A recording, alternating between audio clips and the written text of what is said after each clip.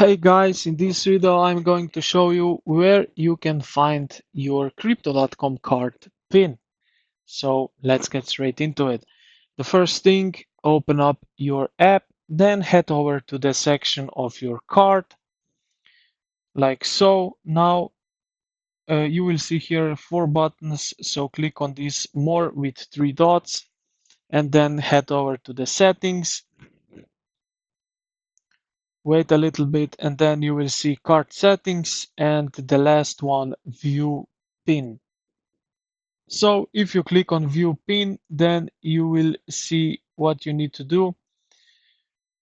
Uh, when you set up your Crypto.com app and this card, you probably set up some information how you will uh, show that you are really you.